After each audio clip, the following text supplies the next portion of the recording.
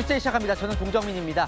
검찰의 대장동 재판 항소 포기와 이후 노만석 검찰총장 직무대행 사퇴 후 폭풍이 이어지는 가운데 이재명 대통령이 오늘 6대 구조개혁안을 발표했습니다. 규제, 금융, 공공, 연금, 교육, 노동개혁. 이 진보 보수 정권 할 것 없이 시도했던 개혁 이슈들이지만 이 이해관계가 얽히고 설켜서 풀어내지 못했던 이슈들이죠. 이 대통령 내년을 국가 대전환의 출발점으로 삼고 과감한 구조개혁을 반드시 해내겠다고 했는데요. 자, 이번 이재명 정부는 어떤 방향으로 하겠다는 건지 구자준 기자가 보도합니다. 이재명 대통령이 우리나라가 당면한 최대 과제로 잠재 성장률 반등을 꼽으며 6대 분야 구조개혁을 꺼내들었습니다. 구조개혁에는 고통이 따르죠. 쉽지가 않습니다. 저항도 따르죠. 이겨내야 되겠죠. 구조개혁을 통한 대한민국 국가 대전환의 출발점이 될 수 있도록. 금융개혁의 방향은 취약계층 보호에 맞춰졌습니다. 이 대통령은 비공개 회의에서 취약계층에 대한 약탈적 대출이 이루어지고 있다고 지적했습니다. 현재 금융제도는 가난한 사람이 비싼 이자를 강요받는 등 이른바 금융계급제가 된 것 아니냐라고 지적하면서 기존 사고에 매이지 말고 해결책을 마련하라고 주문했습니다. 규제개혁과 관련해 신기술 규제는 유연하게 하되 생명안전 분야는 규제를 유지하겠다고 했습니다. 노동개혁은 양극화 해소해, 공공개혁은 불필요한 공공기관 임원 자리를 정리하되 사람 자르는 방식은 안 하겠다고 했습니다. 연금개혁은 국회가 논의하고 정부는 지원하는 원론적 입장을 밝혔습니다. 오늘 발표된 여론조사에서 국정운영 긍정평가는 2주 만에 5%포인트 상승하며 2달 만에 60%대를 회복했습니다. 취임 첫 해 지지율 상승 국면을 동력 삼아 구조개혁에 나섰다는 해석이 나옵니다. 채널A 뉴스 구자준입니다. 개혁 물론 중요하지만 이 대통령실 발등에 당장 떨어진 불은 이 노만석 검찰총장 권한대행 사퇴 사태입니다. 내일 노대행 면직안을 제거할 방침인데요. 지휘부 공백 사태에 빠진 검찰을 어떻게 할지 큰 숙제를 안게 됐습니다. 대통령실 내부 분위기 어떤지 이상원 기자가 전합니다. 대통령실은 어제 4일을 표한 노만석 검찰총장 직무대행의 면직안을 내일 수리할 방침입니다. 대통령실 관계자는 아직 법무부에서 노대행 면직안 제청을 하지 않았지만 수리는 될 것이라고 말했습니다. 법무부에서 제청이 되면 이 부분을 수리하기 절차가 되어 있습니다. 수리할 수 있는 절차는 아직은 되지 않았습니다. 대통령실은 노대행 사퇴 이후 수습책을 고심 중입니다. 대통령실 관계자는 노대행이 조금 더 버틸 거라 생각했다며 지금 상황은 예상하지 못했던 것이라고 전했습니다. 관심은 검찰 인사입니다. 여권에서는 새 검찰총장 임명 대신 대검찰청 차장과 서울중앙지검장 원포인트 인선에 무게를 두고 있습니다.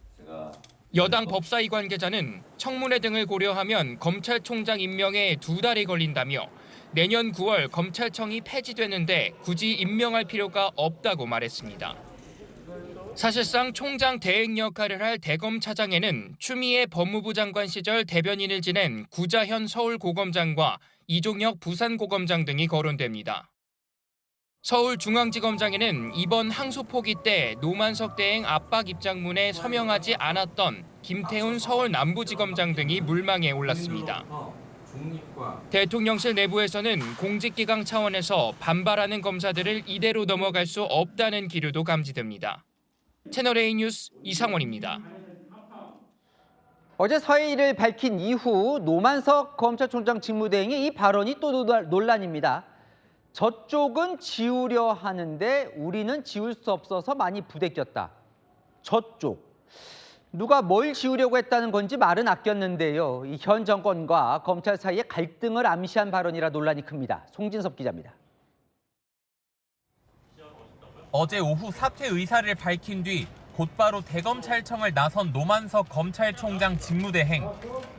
어젯밤 퇴근 후 자택에서 언론을 향해 현 정부와 검찰 사이에 갈등이 있었음을 사실상 인정했습니다. 전 정권이 기소한 사건이 현 정권에서 다 문제가 되어버리지 않았느냐며 저쪽은 지우려고 하는데 우리는 지울 수 없는 상황이라 많이 부대꼈다고 한 겁니다. 노대행의 이 발언을 두고 검찰 안팎에서는 윤석열 정부 시절 기소된 이재명 대통령과 여권 인사 재판을 뜻하는 것 아니냐는 관측이 나왔습니다. 오늘 노대행은 무엇을 지우라고 했다는 거냐는 언론 질문을 받고 추가 언급은 피했습니다. 다만 법무부에서 지우라고 한다고 얘기하지는 않았다고 해명했습니다. 아니요, 그거는 법무부에서 지우려고 한다는 이야기 한 적은 없어요. 전 이제 야인이지 않습니까? 야인은 야인대로 좀 놔두십시오. 사실상 항소 포기로 받아들였다는 선택지가 뭔지도 말을 아꼈습니다. 그 항소 포기 관련해서 이진수 법무부 차관이 제시했던 선택지 각각의 내용이 어떤 거였는지. 죄송합니다. 다음에 언젠가 차차 말씀드릴 기회가 있을 겁니다. 그러면서 항소 포기 사태가 터지고 지낸 나흘이 대검 차장으로 지냈던 나머지 4개월보다 훨씬 길었다며 그간의 심적 부담감을 토로했습니다. 노대행은 퇴임식에서 구체적인 입장을 밝히겠다고 말했습니다. 채널A 뉴스 송진섭입니다. 정치부 이남희 선임 기자 나왔습니다. 노만석 대행, 네. 뭔가 아리송한데 폭발력이 클 수도 있는 발언들을 여러 개를 쏟아냈어요. 어제 사퇴 이후 사의 표명한 이후에 저쪽은 지우려고 했다.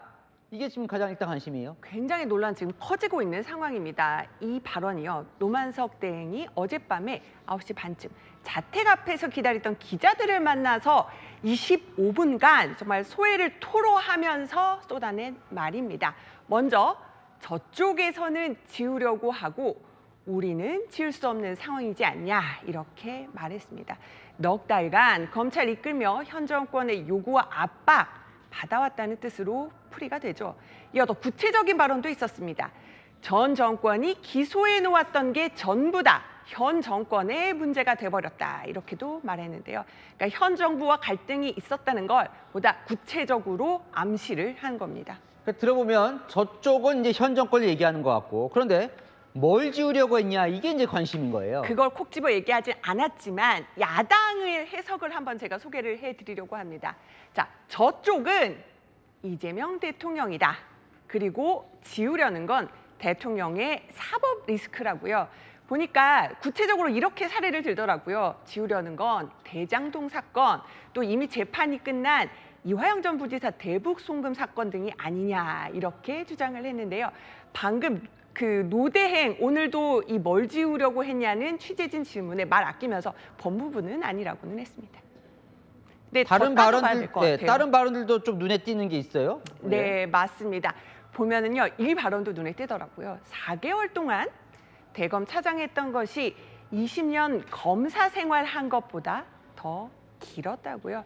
그러면서 수시로 많이 부대 껴왔다.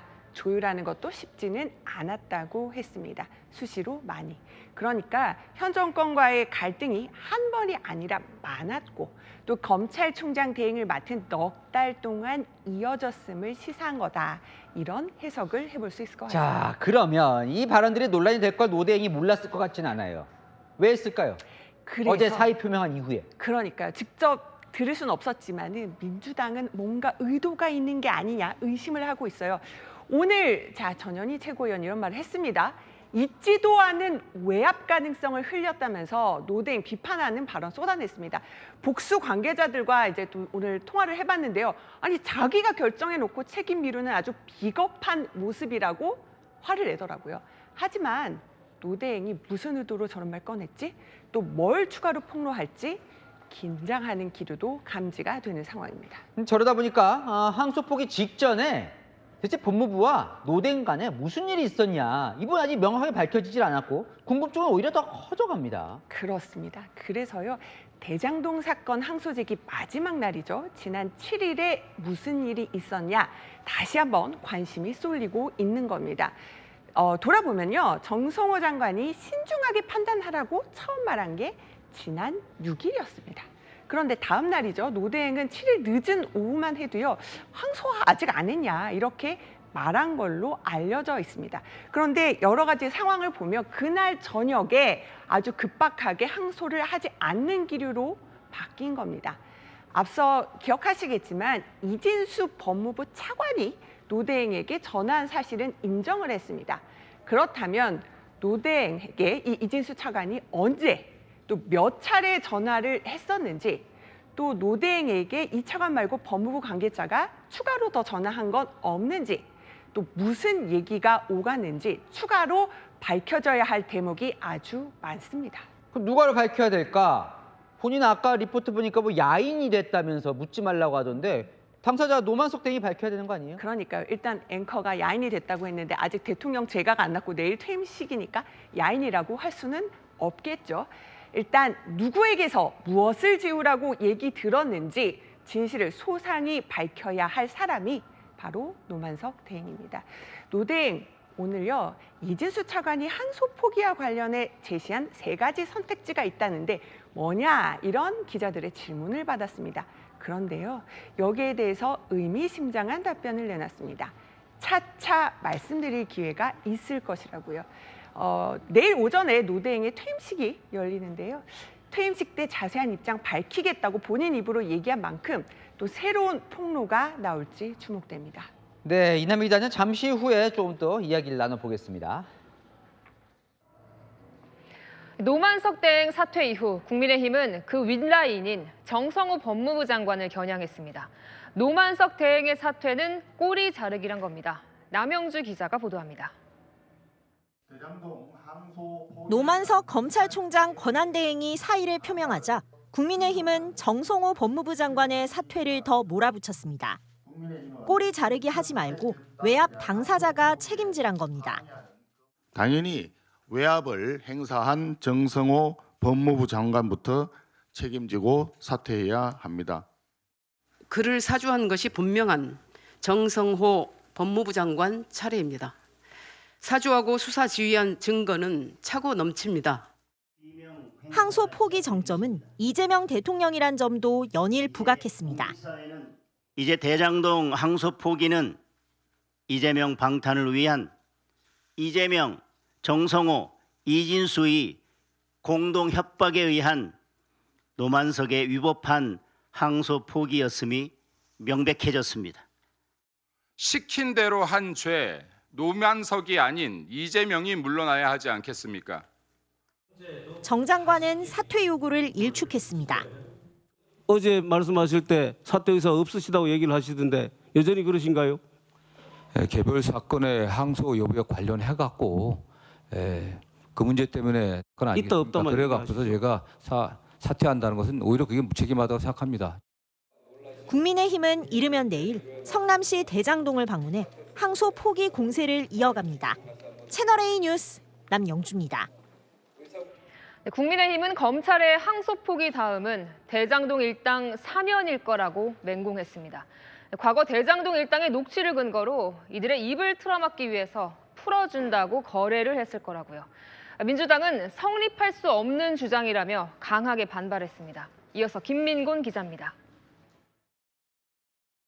국민들은 이재명 대통령에게 이렇게 묻고 있습니다. 김만배와 임기중에 사면하는 부분에 있어서 교감이 있었습니까? 국민의힘은 이재명 대통령을 향해 대장동 일당 사면 공세를 펼쳤습니다. 유죄가 확정되어도 사면해주겠다고 거래해서 대장동 일당의 입을 막으려 했다는 겁니다. 어제 공개된 2년 전 대장동 남욱 변호사의 녹취를 언급했습니다. 이재명하고 정지상하고 김용하고 김만배하고 다 짜고 합의 다 본 거야. 김만배가 계속 나한테 3년 정도 있다가 나갈 거다. 이런 얘기를 한 게 저쪽하고 교감이 있었던 것 같아. 남욱 변호사가 대장동 일당들이 저쪽과 합의가 끝났다며 3년만 살고 나오면 된다고 말한 내용이 녹취에 담겨 있는데 이번 항소 포기로 현실이 되게 생겼다고 주장했습니다. 조금만 버티면 동결된 수천억 돈도 다 돌려받고 떵떵거리며 살 것이라 비판했습니다. 민주당 관계자는 공개된 녹취 시기가 윤석열 정부 때였다며 윤 정부 때 사면 약속이 말이 되느냐고 일축했습니다. 채널A 뉴스 김민곤입니다. 이 대장동 사건의 핵심은 성남 시민이 누려야 할 개발 이익을 김만배를 포함한 대장동 일당이 가져갔다는 거죠. 성남시는 항소 포기로 더 쉽진 않아졌지만 대장동 일당에게 단 한 푼도 넘겨줄 수 없다며 환수 로드맵을 발표했습니다. 자세한 내용 성혜란 기자가 보도합니다. 신상진 성남시장이 대장동 일당의 범죄 수익을 찾아오겠다고 주장하며 환수 로드맵을 내놨습니다. 도저히 용납될 수 없다는 것이 우리 성남 100만 시민의 생각이고 많은 분노로 들끓고 있습니다. 범죄 수익자들에게 1원도 가져가지 못하도록 하는 것을 최선을 다해서 1차 목표는 검찰이 동결해둔 대장동 일당 자산 2,070억 원. 언제든 동결이 풀릴 수 있는 만큼 그 전에 가압류를 신청하겠다는 겁니다. 현재 진행 중인 손해배상 소송도 청구 금액을 늘립니다. 기존 5억 원에서 공소장에 적힌 성남시 피해액 4,895억 원으로 확대하는 겁니다. 정성호 법무부 장관 비롯해서 노만석 검찰총장 권한대행 또 담당 검사까지도 권력의 개들이 돼가지고 신 시장은 외압도 문제지만 끝까지 항소를 했어야 하지 않냐며 담당 검사와 정성호 법무부 장관 등 검찰 법무부 지휘 라인까지 예외 없이 공수처에 고소 고발하겠다고 밝혔습니다.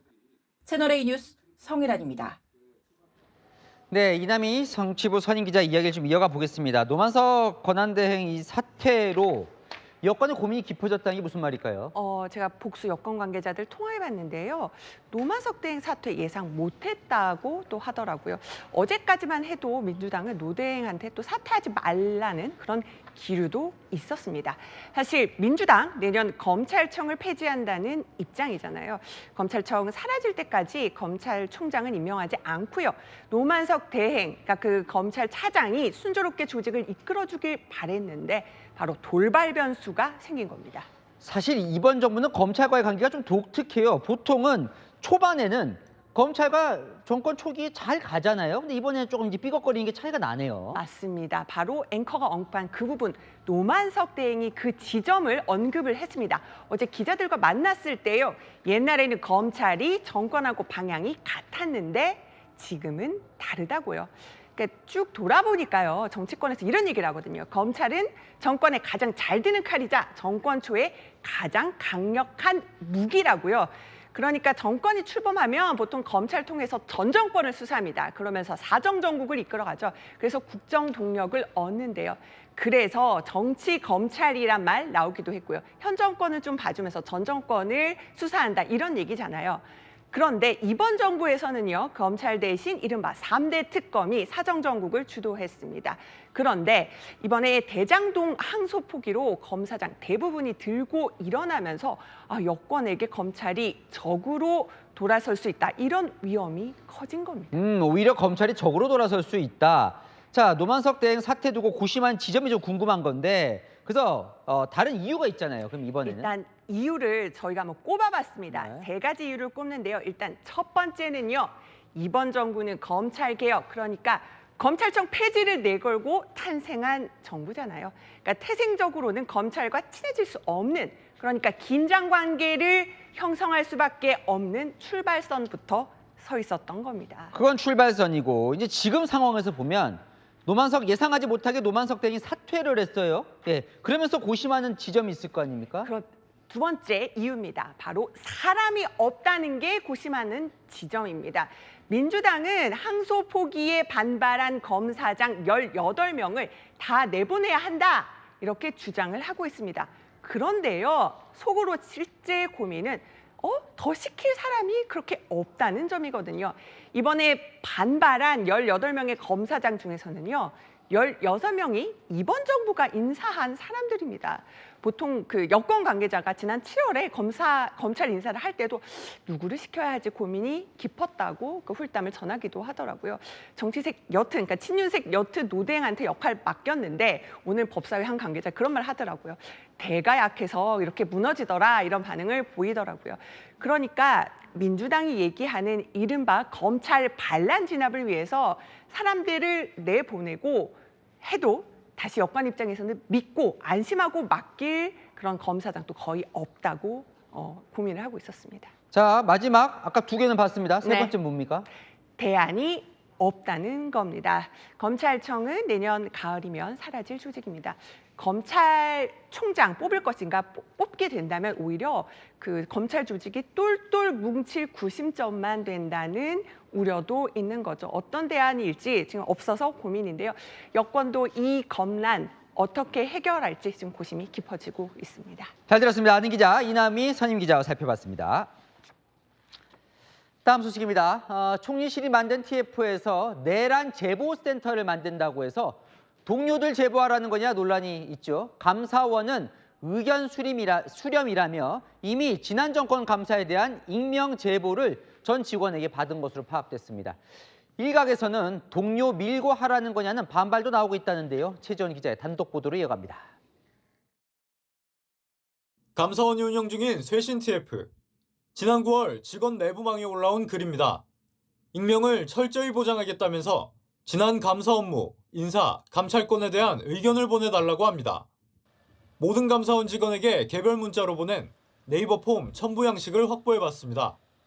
지난 윤석열 정부 때 진행된 감사 전반과 감사권 남용 중 항목을 선택해 의견을 적도록 해놨습니다. 윤석열 정부 때 감사원 사무총장을 지낸 유병호 감사위원은 반발하며 국회 법사위로 동료 밀고를 조장하고 있다는 의견서를 제출했습니다. 증거가 없어서 확실히 말씀드릴 수 없습니다만 희한한 소리까지 다 들었습니다. 유 의원은 채널A에 감사원 구성원 전원에게 먼지라도 밀고 하라는 저열한 수법을 동원한 것이라고 말했습니다. 한 감사원 직원은 네이버 폼은 감사원이 통상적으로 사용하는 방식이 아니다고 말했습니다. 이에 감사원은 조사 방식에 대해 문제 제기하는 직원은 없었다고 말했습니다. 총리실과 각 부처에 설치된 내란행위 제보센터를 두고도 비슷한 우려의 목소리가 나오고 있습니다. 한 공무원은 근거 없는 의견들이 난무할 텐데 제대로 걸러질지 의문이라고 우려했습니다. 채널A 뉴스 최지원입니다. 총리실과 49개 정부기관이 꾸리는 내란 가담 조사 TF도 시끌시끌합니다. 특히 디지털 포렌식 조사 방식을 두고 야당은 공직자 휴대전화를 털겠다는 거냐며 공산당식 공포정치라고 비판하고 있는데요. 논란이 커지자 총리실은 디지털 포렌식을 디지털 장비로 바꿨습니다. 손인혜 기자입니다. 정부가 당초 밝힌 내란 가담 공직자 조사 계획서. 조사 방식에 디지털 포렌식을 언급하자 야당은 공무원들 컴퓨터와 휴대전화 검열이라고 맹공했습니다. 공직자가 무슨 시정 잡배도 아니고 공직자의 휴대전화를 뒤지고 사생활을 틀어서 그 약점을 쥐고 충성맹세 받고. 나경원 의원은 75만 명 휴대전화까지 탈탈 털어 내란몰이 숙청을 한다며 이웃을 반동분자로 몰아 숙청하던 공산주의자들 그 비극을 다시 보는 듯하다고 했습니다. 이준석 개혁신당 대표는 사고 치면 핸드폰 뺏기면 안 된다고 가르침을 내리던 사람이 핸드폰 뺏으려고 안달인 것을 보면 우프고 기가 막힌다고 비판했습니다. 김민석 총리부터 조사해야 한다는 주장도 나왔습니다. 계엄이 난 사실을 미리 막 국회에서 주장했던 사람이 김민석 국무총리죠. 그러면 김민석 총리부터 조사해야 되는 거 아닌가요? 예. 안 그렇습니까? 네. 논란이 커지자 총리실은 어젯밤 본인 동의가 없는 경우 휴대전화를 확인할 수 없다며 디지털 포렌식에서 디지털 장비 등에 대한 종합적 조사 실시로 문구를 바꿨습니다. 채널A 뉴스 손인혜입니다. 민주당은 국민의힘 정당 해산이 멀지 않았다며 압박했습니다. 비상계엄 해제 의결을 방해한 혐의를 받는 추경호 의원의 체포 동의안이 오늘 국회에 보고됐습니다. 이준성 기자입니다. 11월 7일 정부로부터 국회의원 추경호 체포 동의안이 제출되었습니다. 오늘 국회 본회의에서는 추경호 국민의힘 의원에 대한 체포 동의안이 보고됐습니다. 원내대표 당시 계엄 해제 의결을 방해했다는 혐의입니다. 민주당은 추 의원 체포 동의안 보고를 고리로 국민의힘 위원정당 해산 압박 수위를 끌어올렸습니다. 통합진보당 사례에 비춰보면 내란 예비 업무만으로 정당이 해산되었고 그 기준에 따르면 국민의힘은 10번, 100번이고 정당 해산되어야 하고 위원정당으로 해산되는 날이 이제 머지 않았다는 점을 다시 한번 국민의힘이 깨닫고 있길 바랍니다. 위원정당 해산 심판의 청구 주체는 정부인데 청구 이유는 차고 넘친다고 압박했습니다. 추 의원이 구속되면 추 의원의 지시를 따른 국민의힘도 위헌 정당이 된다는 논리입니다. 지도부 관계자는 정교 분리 위반, 내란 동조 등 정당 해산 사유가 쌓이고 있다고 했습니다. 반면 국민의힘은 정치 보복이라고 반발했습니다. 내란 딱지를 붙여서 아무나 체포하고 또 구속하고 이러한 내란몰이 정치 보복의 광풍이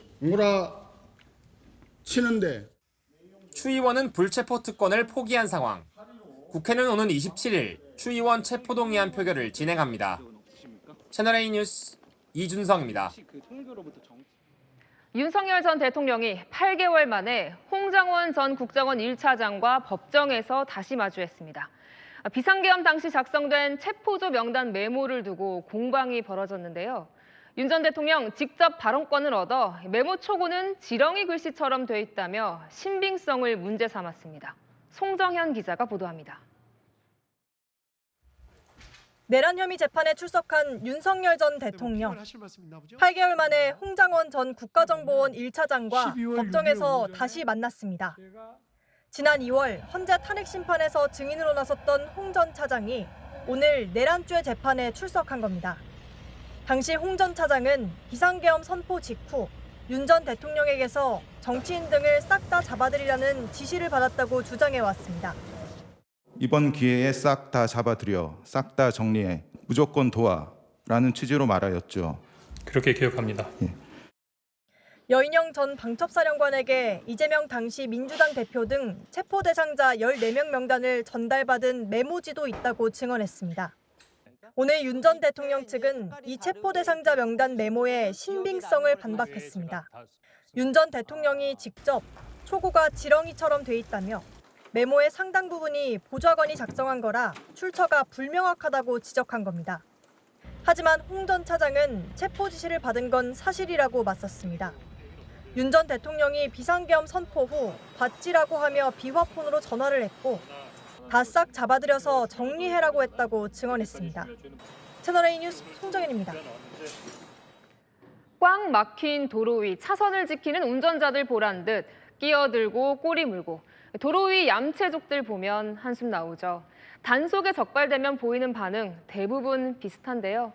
현장 카메라 송채은 기자가 단속 현장에 함께 나가봤습니다. 도착하자마자 버스가 단속됩니다. 끼어들기 위반으로 단속합니다. 이렇게 길게 차들이 줄지어 서 있는데 끝에서 끼어들다 붙잡힌 겁니다. 버스도 끼어들기 위반으로 단속돼요, 선생님. 좀만 기다리면 풀리는데 계속 그렇게 다니시잖아요, 지금. 선생님, 저 채널A 송채은 기자라고 하는데요. 이렇게 좀 막힐 때 많이 끼어들기를 하나요? 노선버스가 시간이 틀렸네. 그래서 오면은 시간이 안 맞아가지고 못하네요, 버스가. 여기 서 있으면은 양보해 주시는 분들이 있으니까. 바로 뒤에서 또 걸립니다. 실선에서 진로 변경 현장에서 들어오셨고요. 끼어들기 많아졌어요.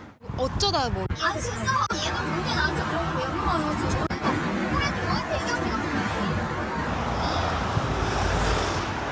반말을 막 하시네. 신고도 왜 버스는 단속을 안 하겠느냐 이런 식으로도 들어오거든요. 봐봐 또 들어오잖아. 단속을 해야지. 조금 기다리면 가는데.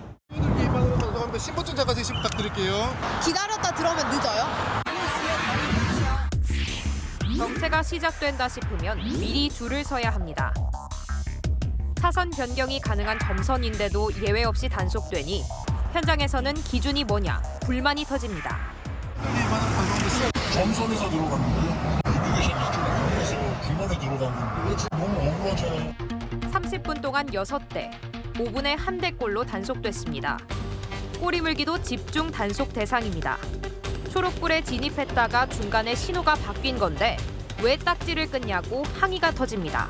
녹색 신호일지라도 앞에 차량에 소통에 지장이 없도록 그게 맞다 그러면 저는 여태까지 평생 위반하면서 살았던 거예요. 그러니까 선생님 그걸 인식을 못 하셨나 봅니다. 이런 게 사람들이 아직까지 어차피 계속 끊으실 거잖아요. 끊으시면 자꾸 뭘 가르치세요. 좌회전 신호에 미처 횡단보도를 지나가지 못한 차량도 잡는데 경찰도 애매한 구석이 없지 않습니다. 이런 식으로 찰나에 신호가 켜지면서 저기 멈춰 있으면 이렇게 차들이 못 가요. 또 단속을 하기 위한 단속을 하는 거 아니냐라고 이제 항의가 들어오기 때문에 경찰은 올해 말까지 집중 단속을 벌일 계획입니다. 운전자들이 수긍할 만한 명확한 기준 마련도 필요해 보입니다. 현장 카메라 송채은입니다. 전통시장으로 1톤 트럭이 그대로 돌진했습니다. 행인들을 덮치고 점포를 들이받고서야 멈췄는데요. 이 사고로 2명이 숨지고 19명이 다쳤습니다. 김세인 기자가 보도합니다. 전통시장 길목에서 후진하는 1톤 트럭. 갑자기 빠른 속도로 앞으로 나아가더니 매대에 있는 물건들을 휩쓸며 질주합니다. 붕어빵 가게를 들이받은 트럭은 여성을 치고 난 뒤에도 멈추지 않습니다. 트럭이 지나간 자리는 집기와 식자재가 나뒹굴고 트럭을 피하려는 사람들로 순식간에 아수라장으로 변합니다. 차가 달리는 게 아니라 날아간다고 그랬어요. 차가 그 정도로 빠른 속도로 가서. 오늘 오전 10시 55분쯤 경기 부천시 전통시장에서 60대 남성이 모는 트럭이 시장 통로 150m를 질주하면서 70대 여성과 60대 여성이 숨지고 19명이 다쳤습니다. 사상자들은 50대부터 70대까지 고령자들이 대부분이었습니다. 트럭은 이곳 가게를 들이받은 뒤 멈춰섰는데요. 철제 기둥이 찌그러져 있고 매대 나무 판자와 진열돼 있던 옷들이 어지럽게 널브러져 있습니다. 트럭 운전자는 술이나 약에 취한 상태는 아니었던 것으로 전해졌습니다. 두 분이 데리고 가시면서 근데 브레이크가 안 잡혔다고 도저히 해도 안 잡힌다. 그 말만 듣고 경찰은 CCTV 확인 결과 사고 당시 트럭에 브레이크 등이 들어오지 않은 걸로 보고 있습니다. 경찰은 시장 상인인 운전자를 교통사고 처리 특례법상 치사상 혐의로 긴급 체포했습니다. 페달 우조작으로 사고를 냈을 가능성에 무게를 두고 사고 차량을 감식해 정확한 사고 원인을 조사할 계획입니다. 채널A 뉴스 김세인입니다. 네, 구청장이 선 노래자랑 무대, 그 뒤에서 춤추는 사람들, 구청 공무원들입니다. 이게 공무수행 출장이라는데요. 구청 측은 다 자발적으로 참여한 거랍니다. 그렇다 한들 이게 공무와 무슨 상관이 있는 걸까요? 공국진 기자가 보도합니다. 가발에 선글라스로 치장한 여성들이 박자에 맞춰 몸을 흔듭니다. 무대 앞엔 남성이 마이크를 잡고 노래를 부릅니다.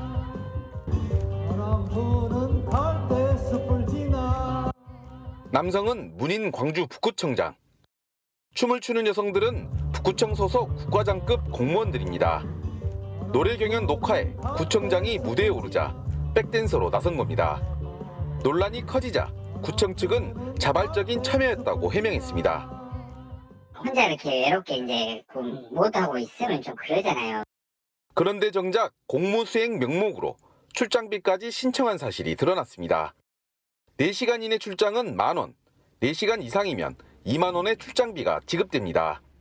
춤을 춘 게 과연 공적 업무가 맞냐는 지적이 나옵니다.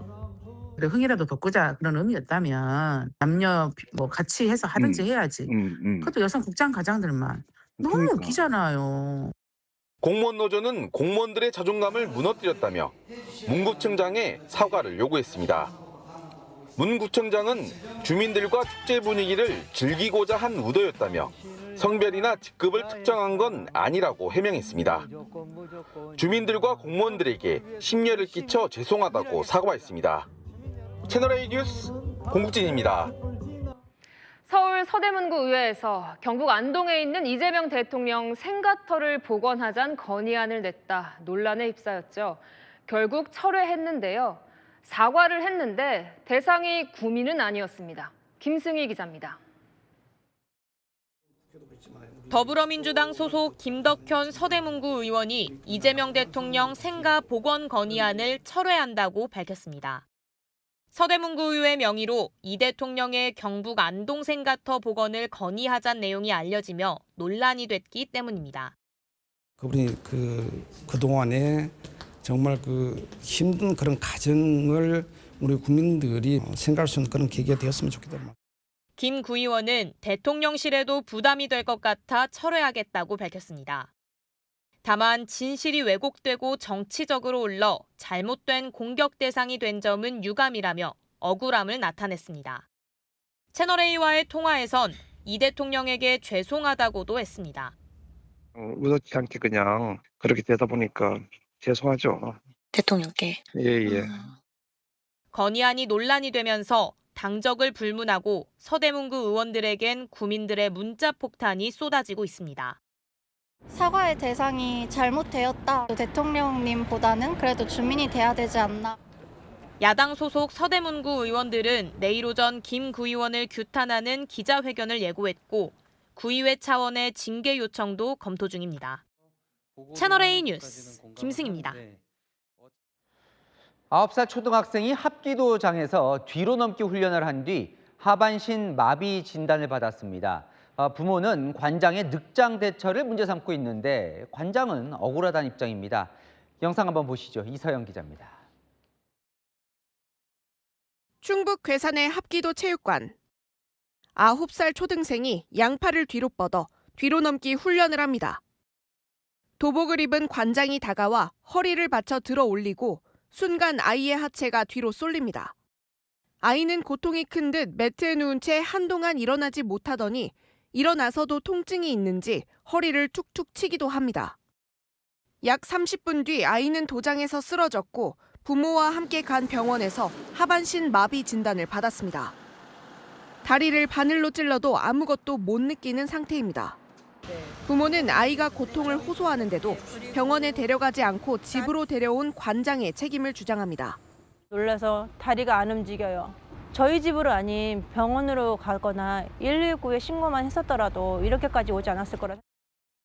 반면 관장은 내 과실이 100%라고 볼 수는 없지 않느냐는 취지로 경찰 조사에서 항변한 걸로 전해졌습니다. 중대한 상태까지 간 거에 그것만이 원인이 아닐 수도 있지 않겠냐. 경찰은 관장에게 업무상 과실치상 혐의를 적용해 불구속 상태로 검찰에 사건을 넘겼습니다. 채널A 뉴스 이서영입니다. 오늘 새벽 서해안 고속도로가 뿌연 연기로 뒤덮였습니다. 대형 트럭 2대가 추돌하면서 운전자 1명이 숨졌고 도로는 3시간 넘게 통제됐습니다. 신선미 기자입니다. 고속도로에 화물차가 비상등을 켠 채 서 있습니다. 뒤에 오던 대형 화물차가 속도를 줄이지 않고 그대로 들이받습니다. 사고 충격에 앞에 있던 화물차가 미끄러지면서 도로 전체를 막습니다. 일대는 뿌연 연기로 뒤덮이고 다른 차량들이 다급히 속도를 줄입니다. 서해안 고속도로에서 23톤 탱크로리 차량이 앞에 서 있던 화물차를 들이받는 사고가 난 건 오전 5시 40분쯤입니다. 탱크로리 차량 운전자인 50대 남성이 숨졌고 화물차 운전자도 다쳤습니다. 사고 여파로 일대 구간이 전면 통제됐다 3시간이 지나서야 통행이 재개됐습니다. 정체에 갇힌 일부 차량들은 고속도로를 후진해 빠져나가기도 했습니다. 사고가 난 탱크로리 차량은 형체를 알아볼 수 없을 정도로 심하게 훼손됐고 탱크로리 차량에 받친 화물차도 뒷부분 화물칸이 크게 부서졌습니다. 화물차 운전자는 앞선 사고로 차를 세운 상태였다고 주장하고 있습니다. 제가 추돌을 하게 된 거죠. 그런데 그 차가 도망가 버렸어요. 경찰에 신고하고 차 안에서 있는 사이에 탱크로리가 와가지고 홈이 추돌을 했거든요. 경찰은 고속도로 CCTV와 차량 블랙박스 등을 토대로 사고 경위를 조사 중입니다. 또 실제 다른 사고 때문에 화물차를 세운 게 맞는지도 확인 중입니다. 채널A 뉴스 신선미입니다. 방금 보신 서해안 고속도로 사고 여파로 꽉 막힌 도로. 그 안엔 오늘 아침 수능 시험을 봐야 하는 수험생이 갇혀 있었습니다. 이 수험생을 고사장으로 데려가기 위한 긴급 수송 작전이 곳곳에서 펼쳐졌습니다. 김동아 기자입니다. 이른 아침 경찰차 뒷좌석 문이 열리더니 큰 가방을 안은 여학생이 급히 올라탑니다. 여학생을 태운 순찰차가 꽉 막힌 도로를 뚫고 서울 방향으로 내달립니다. 도심 출근길까지 뚫고 무사히 고사장에 도착합니다. 오늘 서해안 고속도로 화물차 사고로 전차로가 통제되면서 도로 한가운데에 갇힌 수험생을 황급히 고사장으로 이송한 영상입니다. 경찰차를 타고 50km를 달려 시험 시작 전 도착할 수 있었습니다. 교통사고로 3차로가 전면 차단이 됐기 때문에 서울 방향으로는 단 한 대도 이동할 수 없는 그런 상황이었습니다. 순찰차와 레커 차량을 합심해서 50km 정도 되는 구간을 35분 만에 신속하게 호송을 해서 남학생과 교통경찰이 순찰차로 뛰어오고 출발한 순찰차를 경찰 사이카가 에스코트합니다. 경남 양산에서도 경찰 수송작전으로 수험생이 무사히 시험장에 도착했습니다. 이런 식으로 수능시험 당일인 오늘 전국에선 134건의 수험생 수송작전이 펼쳐졌습니다. 수능시험장을 폭파시키겠다는 취지의 글을 올린 사람이 붙잡히는 일도 있었습니다. 어젯밤 10시 반쯤 인터넷 사이트에 특정 고등학교를 거론하며 수능날 폭발물을 설치했다는 내용의 글을 올린 건데 작성자는 10대 청소년으로 경찰은 학생을 공중협박 혐의로 조사하고 있습니다. 채널A 뉴스 김동아입니다. 아파트에선 층간소음 때문에 갈등이라면 이 고시원은 벽간소음이 문제입니다. 고시원에 사는 중국 국적 불법 체류자가 옆방 이웃을 흉기로 공격하는 사건이 벌어졌는데 벽간소음 때문이었습니다. 홍재 기자입니다. 골목길로 구급차가 들어오고 잠시 뒤 들것에 실린 남성이 구급차로 옮겨집니다. 곧이어 경찰 순찰차도 도착합니다. 서울 구로구 고시원에서 30대 중국 국적 남성이 40대 남성에게 흉기를 휘두른 건 어제 오후 5시 13분쯤. 고시원 옆방에 사는 이웃을 공격한 겁니다.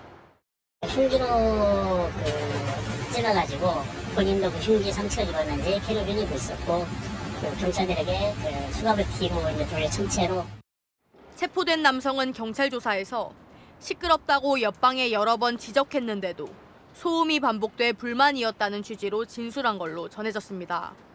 흉기에 다친 옆방 남성은 다행히 생명에 지장은 없는 것으로 전해졌습니다. 경찰은 체포한 남성이 불법 체류자 신분인 걸 확인해 살인미수와 출입국 관리법 위반 혐의 등을 적용해 구속영장을 신청할 계획입니다.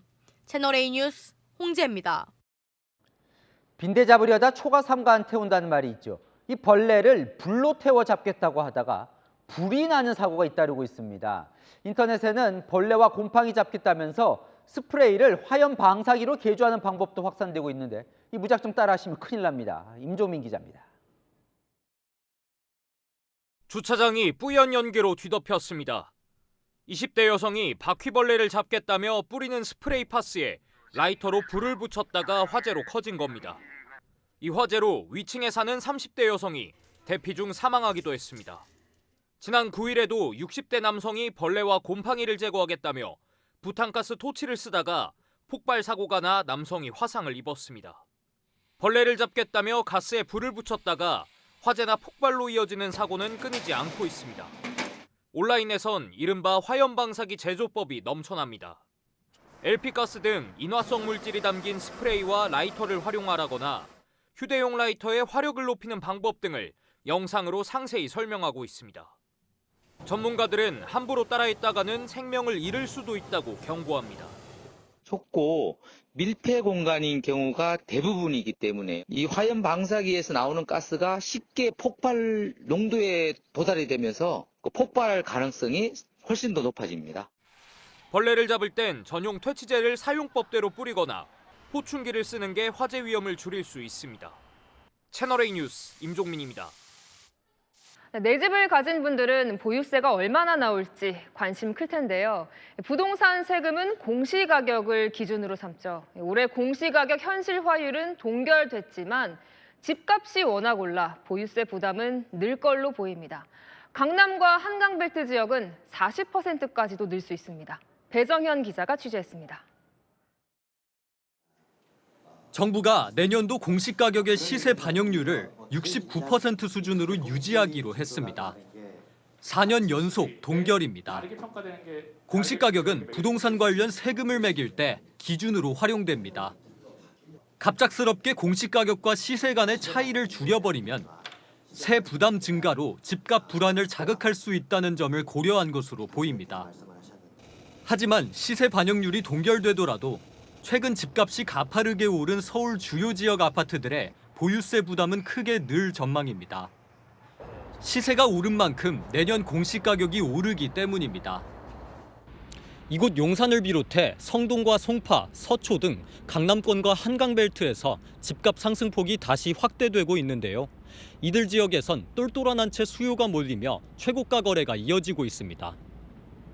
서울 강남구 대치동에 위치한 전용 면적 84제곱미터의 경우 공시 가격이 10억 원 가까이 오르면서 내년에 보유세를 40% 넘게 더 내야 합니다. 마포구 등 한강벨트 아파트들도 상황은 비슷합니다.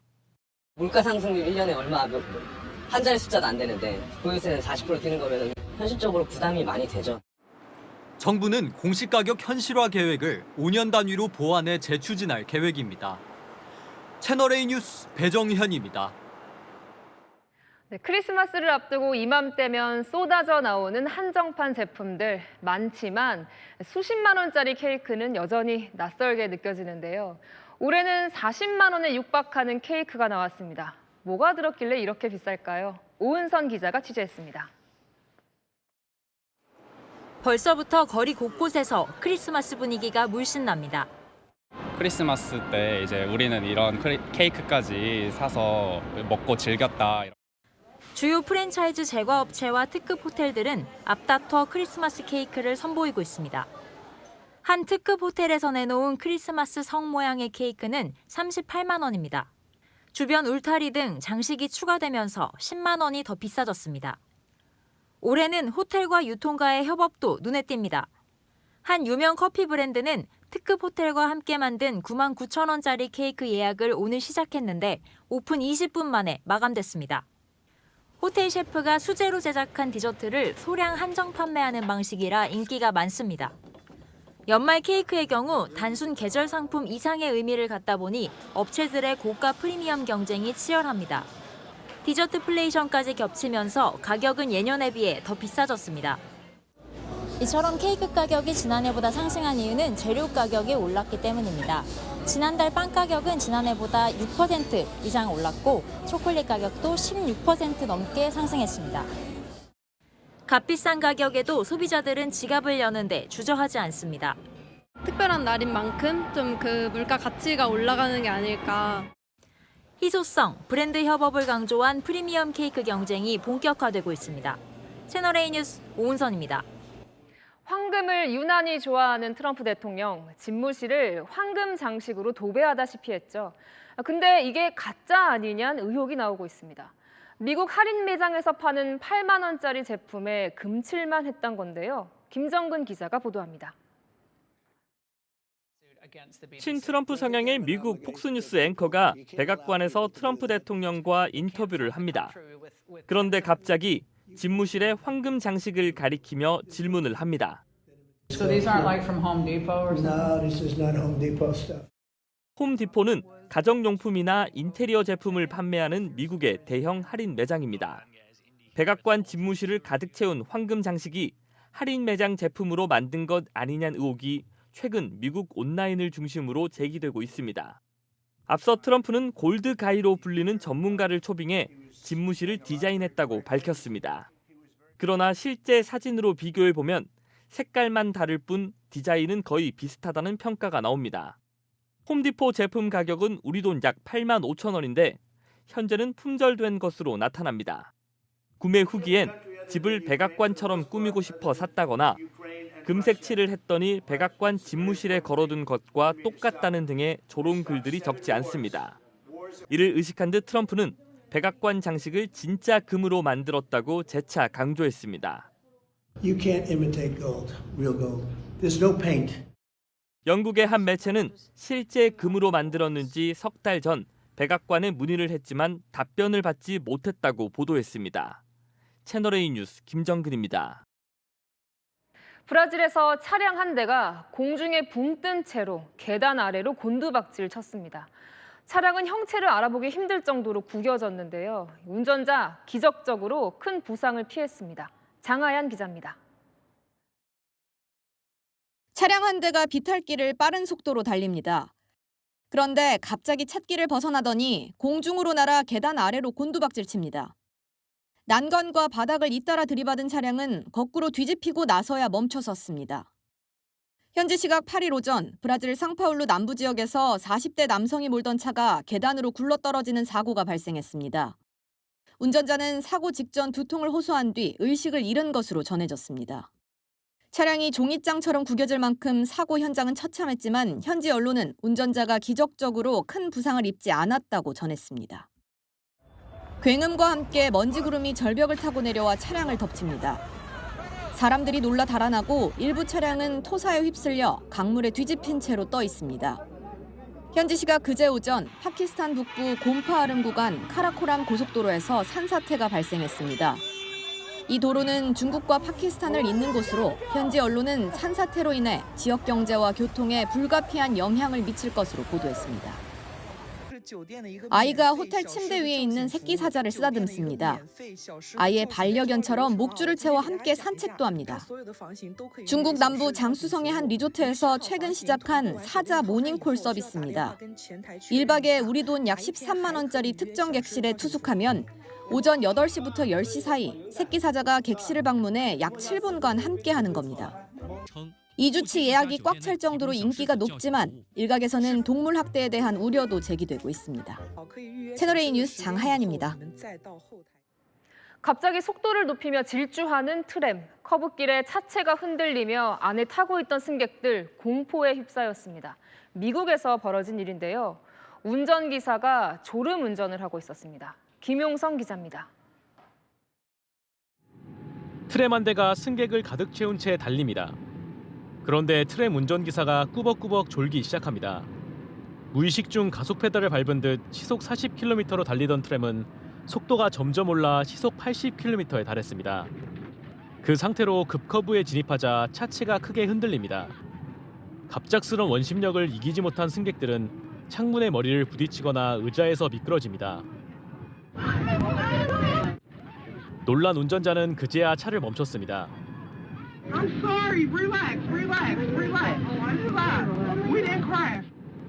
2달 전 미국 샌프란시스코에서 일어난 졸음운전 사고인데 당시 영상이 사고 조사를 거쳐 최근 공개됐습니다. 샌프란시스코 교통당국은 해당 운전자가 현재 운전을 하지 않고 있고 내부 절차에 따라 징계 등을 처리 중이라고 밝혔습니다. 고층 건물 옆에서 긴 줄이 바람에 휘날립니다. 자세히 보니 줄에 사람들이 매달려 있습니다. 현지 시각 어제 튀르키예 이스탄불에서 고층 건물 유리창을 닦던 청소부들이 강풍으로 흔들리는 아찔한 사고가 발생했습니다. 이들은 2시간 넘게 공중에서 버틴 것으로 전해집니다. 현지 언론들은 이들이 모두 구조됐고 부상자는 없다고 보도했습니다. 채널A 뉴스 김용성입니다. 일본 축구협회가 만든 홍보 포스터인데요. 언뜻 보면 태극기가 연상되는 것도 같습니다. 일본에서 논란이라는데요. 도쿄 송찬욱 특파원이 취재했습니다. 일본 축구대표팀 홍보대사로 기용된 아이돌 그룹 JO1과 INI 멤버들입니다.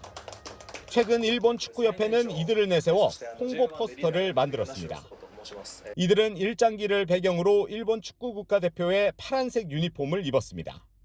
주변엔 스폰서인 스포츠 브랜드 아디다스의 상징인 삼선도 들어가 있습니다. 그런데 우익 성향의 매체로 알려진 일본 산케이 신문이 문제를 제기했습니다. SNS상에서 한국 태극기와 똑같다는 지적이 나오고 있다고 주장하며 외국 국기를 연상시키는 것이 이상하다는 비판이 있다고 보도했습니다. 특히 한국을 비판하는 이른바 넷 우익 세력은 모델로 기용된 아이돌 그룹이 한국 연예기획사 소속이어서 그런 것 아니냐는 억측도 제기합니다. 한국 국기に見えてしまうポスターは許せんかな。JFAにはすぐにでも修正してほしいと思う。 과거에도 같은 구도로 감독과 선수를 내세워 홍보 포스터를 만든 적이 있었지만 당시엔 별다른 논란이 없었습니다. 일본 축구협회는 태극기를 연상시킬 의도는 없었다고 해명했습니다. 도쿄에서 채널A 뉴스 송찬욱입니다. 다음 주 초에는 올가을 최강추위가 찾아옵니다. 서울이 영하권에 들겠고요. 서해안에는 눈 소식도 있습니다. 주말까지 평년과 비슷한 날씨가 이어지겠지만 다음 주 초강력 한기가 한반도로 밀려옵니다. 화요일 서울 아침 기온 영하 3도까지 떨어지며 올가을 첫 영하권을 기록하겠고요. 찬바람의 체감 온도는 더 낮을 전망입니다. 기온이 떨어지면서 월요일과 화요일 서해안 지역에는 눈 예보도 있습니다. 저녁부터 제법 쌀쌀한 바람이 불고 있는데요. 내일 아침 서울 4도로 평년보다 쌀쌀하고요. 한낮에는 서울 14도 등 예년 이맘때 날씨 보이겠습니다. 날씨였습니다. 뉴스에 마칩니다. 시청해주셔서 감사합니다.